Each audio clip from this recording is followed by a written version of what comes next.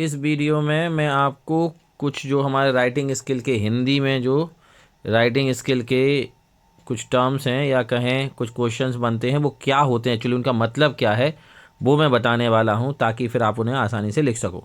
सबसे पहले हम बात करेंगे अनुच्छेद लेखन। अनुच्छेद लेखन, ठीक है। एक्चुअली अनुच्छेद लेखन जो होता है वो पैराग्राफ राइटिंग ही होती है जिसे 80 से 100 शब्दों में लिखा जाता है। आपको कोई भी एक टॉपिक का नाम दे देंगे और उसके बारे में आपको विस्तार से लिखना होता है, ठीक है। जैसे God help those who help themselves, भगवान उन्हीं की सहायता करते हैं जो स्वयं की सहायता करते हैं, कर्म ही पूजा है। मतलब कोई भी एक आपको एक दे देंगे, कोई भी एक टॉपिक का नाम दे देंगे, उसको आपको विस्तार में लिखना है, बस उसी को हम अनुच्छेद राइटिंग कहते हैं, ठीक है। पैराग्राफ राइटिंग जैसे होता है उसी को इंग्लिश में पैराग्राफ राइटिंग होता है, हिंदी में हम उसे अनुच्छेद राइटिंग कहते हैं। और करना कुछ नहीं है, ऊपर इसकी हेडिंग डाल दीजिएगा आप। जो भी है, जो टॉपिक दिया है उसके ऊपर आपको क्या करना है, हेडिंग डाल देना है। हेडिंग डाल के नीचे से शुरू कर देना है, ठीक है। शुरुआत में सबसे पहले करना क्या है, जिस भी टॉपिक के बारे में बात की गई है तो देखो किसके बारे में बात हो रही। सबसे पहले क्या बात करें, सबसे पहले क्या बताओगे एक्चुअली में वो है क्या, मतलब उसको इंट्रोड्यूस करना होता है। हेडिंग नहीं डालनी है, जस्ट इंट्रोड्यूस करना होता है कि वो है क्या, ठीक है। फिर बीच में उसके बारे में बताना होता है, क्योंकि हर कोई भी टॉपिक हो वो विज्ञान से संबंधित होता है, कोई भी टॉपिक हो तकनीकी से संबंधित होता है, समाज से संबंधित होता है, तो उसके बारे में थोड़ा सा लिख देना है। 2 लाइनें विज्ञान से संबंधित, 2 लाइनें समाज से संबंधित, 2 लाइनें तकनीकी से संबंधित, और फिर लास्ट में जो होता है वो हम कंक्लूजन कहते हैं। कंक्लूजन लिखते हैं, मतलब सारांश भी लिखते लिखते हैं। और सारांश में लिखा जाता है कि भाई अगर ऐसा ही चलता रहा तो भविष्य क्या होगा, मतलब हम वर्तमान को लेके भविष्य की भविष्यवाणी करते हैं, उसे हम कंक्लूजन कहते हैं। और उपाय सुलझाते हैं कि क्या करना चाहिए क्या नहीं करना चाहिए, ठीक है। बस ये सारी चीज़ें होती हैं। तो एक बार मैं इसे डिटेल में अगर बताऊं तो क्या होगा, सबसे पहले 3 पार्ट में, सबसे पहले, और याद रखना हेडिंग नहीं डालनी है, सबसे पहले इंट्रोडक्शन, मतलब शुरुआत करिए वो क्या है उसके बारे में। फिर बॉडी, बॉडी में बताना होता है, अभी अभी भी मैंने बताया प्रेजेंट, उसका क्या क्या मतलब एक्चुअली वो साइंस से कैसे संबंधित है, विज्ञान से, तकनीकी से, समाज पे क्या प्रभाव पड़ रहा है उसका, शिक्षा पर क्या प्रभाव पड़ रहा है उसका, ठीक है। बॉडी में ये लिखना है। और फिर कंक्लूज़न, और कंक्लूज़न में हम बताते हैं कि कंक्लूजन में पहले तो हम ये बताते हैं कि अगर ऐसा ही चलता रहा तो क्या होगा, और फिर हम उसमें सुझाव देते हैं, सजेशन देते हैं। सुझाव देते हुए उसको हम लिख देते हैं कि क्या करना चाहिए, समाज को क्या करना चाहिए, सरकार को क्या करना चाहिए, लोगों को क्या करना चाहिए। ये सारी चीज़ें हम इस पैराग्राफ में बताते हैं, ठीक है। तो उम्मीद है समझ में आ गया होगा कैसे लिखना है। सभी को समझ में आ गया कि कैसे लिखना है, अनुच्छेद लेखन कैसे करना है। अब इसके बाद जो क्वेश्चन है वो बनता है संवाद लेखन का। अब ये संवाद लेखन क्या है, संवाद तो जानते होगे, बातचीत, डायलॉग, कम्युनिकेशन, दो या दो व्यक्तियों के बीच में बात हो, ठीक है। एक ये है 1 और एक है 2, 1 और 2 के बीच में कोई बातचीत हो, या एक और वो 3 4 5 हो ना, कि आपस में कोई बातचीत हो, तो उसे कहते हैं संवाद, कम्युनिकेशन, बातचीत। तो इसमें क्या होता है, ज़्यादातर 2 लोगों के बीच में होता है। तो इसमें बस हमें लैंग्वेज का ध्यान रखना है कि किसकी बात हो रही है। एक टीचर की एक स्टूडेंट की बात हो रही, तो टीचर कैसे शब्दों का प्रयोग करेगा स्टूडेंट के लिए, स्टूडेंट का कैसा शब्द का प्रयोग करेगा टीचर के लिए। फादर की हो रही तो पिता और पुत्र के बीच में बात है तो पिता के शब्द क्या होने चाहिए, पुत्र के शब्द क्या होने चाहिए आपस में, ठीक है। ये सारी चीज़ें देखनी रहती हैं, ठीक है। इसके अलावा इसमें एक चीज़ और होती है कि भाई पिता पुत्र है या फिर दोस्तों के बीच में बातचीत है, तो बस ये लैंग्वेज का ध्यान रखना है, बाकी लिखने का तरीका यही होता है। जैसे अगर टीचर के बात हो रही है तो शिक्षक, पहले क्या लिखोगे, शिक्षक के बारे में बात हो रही है, एक शिक्षक और एक क्या कहते हैं स्टूडेंट की बात हो रही, छात्र की बात हो रही है। तो मान लो पहले शिक्षक बोल रहा है तो शिक्षक लिखोगे, उसके बाद उसने क्या बोला वो लिखा जाएगा, उसने जो बोला यहाँ कॉल ऐसे लगा के। फिर जो जवाब दिया जा रहा, मान लो छात्र, तो छात्र के द्वारा जो बोला जा रहा है उसको लिखोगे, बस इस तरीके से लिखना है। और ऐसे ही उनके कम्युनिकेशन पूरा का पूरा, फिर शिक्षक फिर छात्र फिर शिक्षक फिर छात्र, ऐसे ही जिसके बीच में बातचीत हो रही है, जिसके बीच में संवाद हो रहा है, कम्युनिकेशन हो रहा है, उसके बारे में लिखते हैं, ठीक है। तो ये तो था संवाद के बारे में, बस इसी तरीके से लिखना है। बस लैंग्वेज का ध्यान रखना है कि किस किस के बारे में बात हो रही है तो कौन कैसी लैंग्वेज यूज़ करेगा।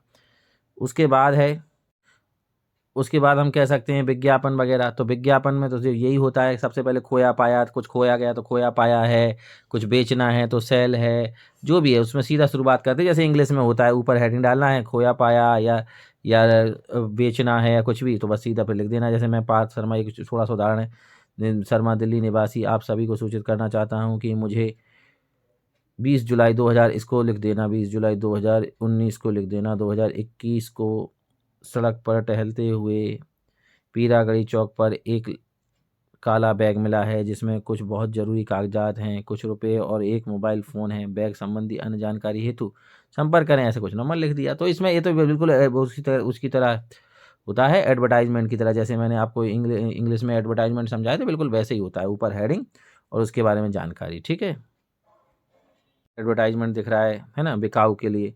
आप पुराने मकान को बेचने संबंधी विज्ञापन लिखो। ठीक है, तो कैसे कैसे कैसे बेचोगे? कोई पुराना मकान बेचना है तो कुछ नहीं आएगा, ऊपर ऐसे ऐसे लिख सकते हैं हम। ठीक है, जब बिकाऊ बिकाऊ बिकाऊ एक बार भी लिख सकते हो। 200 वर्ग गज में निर्मित 2 मंजिल एक पुराना रहने योग्य मकान, बाजार, सब्जी मंडी, मेन रोड, स्कूल, स्टेशन नज़दीक, आगरा, या कुछ भी यहाँ जो भी जगह जो पता दिया जाए वो लिख दो। नहीं पता दिया जाए तो अपने मन से लिख दो। ठीक है, ऐसे ही अगर कोई दिवाली वगैरह पे कोई, जैसे इसमें है आपके विद्यालय में वार्षिकोत्सव जो वार्षिक महोत्सव होता के अवसर पर विद्यार्थियों द्वारा हस्तनिर्मित टिकाऊ उपयोगी सामग्री विक्रय हेतु दिवाली मेले के लिए विज्ञापन लिखना है कि आपके जो बच्चों ने कुछ सामग्री बनाई थी जो टिकाऊ घर के यूज़ के लिए, उसे बेचना है। तो बस इस तरीके से बना देना, दीपावली मेला मौका बस पूरा कर इसमें लिख देना जो भी है। जैसे पावन दिवाली के त्यौहार पर आइए, MCD विद्यालय से ही और ले जाइए रंग बिरंगे आकर्षक हस्तनिर्मित टिकाऊ एवं उपयोगी सामान, साज सज्जा, अपने घरों को हस्तनिर्मित दियो एवं मोमबत्तियों से सभी सामान हमारे छात्रों ने बनाया है, आइए और उनका उत्साह बढ़ाइए। बस यहाँ लिख दिया कीमत बाजार में बेहद कम, जल्दी आइए बाजार से ज़्यादा कम कीमत पर। और यहाँ लिख दिया क्या स्थान है, क्या पता, ये पता आप इधर भी लिख सकते हो, इधर भी लिख सकते हो। जैसे एक सेल का दिया गया है, हिंदी की पुस्तकों की प्रदर्शनी आधे मूल्य पर बिक रही हैं, आधे मूल्य पर पुस्तकें बिक रही हैं मान लो।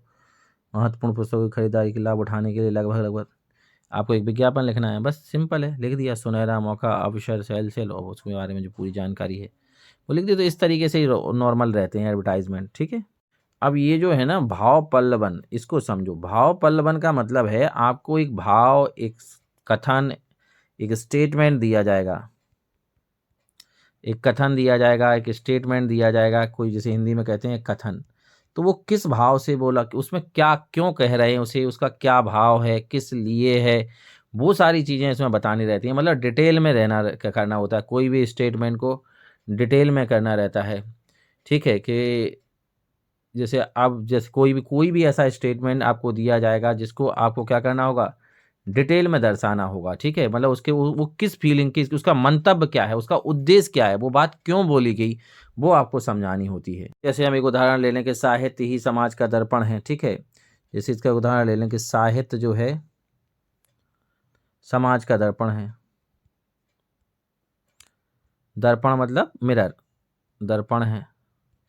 तो अब इसकी ये किस उद्देश्य से ये बात कही गई? एक्चुअली क्या होता है कि जो साहित्य है, साहित्य मतलब जो जो बुक्स हैं, जो ऐसे लिखे गए, जो नॉवेल्स लिखे गए, जो उपन्यास लिखे गए, जो कहानियाँ लिखी जाती हैं लेखकों के द्वारा, जो कविताएं लिखी जाती हैं, ये सब किसके आधार पर होती हैं? समाज में जो चल रहा होता है ये उसी के आधार पर लिखी जाती हैं, उसी के आधार पर उसी को दिखाया जाता है। इसीलिए हम कहते हैं साहित्य क्या है, समाज का दर्पण है। तो मतलब ऐसा कोई एक स्टेटमेंट दिया जाएगा, किस वजह से उसे ऐसा बोला गया है, किस फीलिंग से उसे ऐसा बोला गया है, मतलब उसे विस्तृत रूप से लिखना, उसके भाव को बताना, उसके मंतव्य मतलब होता है उसके उद्देश्य को बताना, उसके पर्पस को बताना, को ही हम भाव पल्लवन कहते हैं। ठीक है, अब यहाँ ये है सार संक्षेपण। संक्षेपण का हिंदी में मैं इंग्लिश में अगर बोलूँ तो समरी। हम समरी लिखते हैं ना, जैसे बिल्कुल वही है समरी। मतलब कोई भी चीज़ आपको एक विस्तृत पैराग्राफ दिया जाएगा, आपको उसे ढंग से पढ़ना है और देखना है कि मेन क्या बात हो रही है, या कहें कि जब आपने उसे पढ़ लिया तो आपके दिमाग में क्या रह गया, आप उससे क्या समझे, आप क्या गेट किया आपको, तो वो आपको उसमें लिखना है। उसे हम कहते हैं सार संक्षेपण। जैसे मैंने आपको इंग्लिश में नोट मेकिंग करवाई थी ना, तो नोट मेकिंग में समरी लिखते थे हम लोग। समरी क्या करते थे, मेन लाइनें जहाँ से नोट बनते थे, अलग जो भी अलग अलग चीज़ों की बात हो, पैराग्राफ से पैराग्राफ तक लेते थे। तो बिल्कुल वैसे ही करना है आपको। पहले अच्छे ढंग से, तो हिंदी है तो सरल है, आपको ध्यान से पढ़ लेना उसे 2-3 बार उस पैराग्राफ को, और उसके बाद आप उससे क्या समझे वो अपनी लैंग्वेज में लिख देना है। मतलब समरी लिखनी है बस। सार संक्षेपण का मतलब है समरी। ठीक है, और कैसे लिखना है, पहले 2-3 बार अच्छे से पढ़ लेना है। जब पढ़ लोगे उसके बाद आपके दिमाग में क्या चीज़ें रह गई, क्या किन अलग अलग बातों के बारे में उसमें बात हो रही है, उन अलग अलग बातों को बस ध्यान ये रखना कि फुल स्टॉप से फुल स्टॉप, तो ऐसा ना रहे कि अलग ना लगे कुछ, ऐसे एक लय होनी चाहिए, एक फ्लो होना चाहिए, बस इतना ध्यान रखना। ठीक है।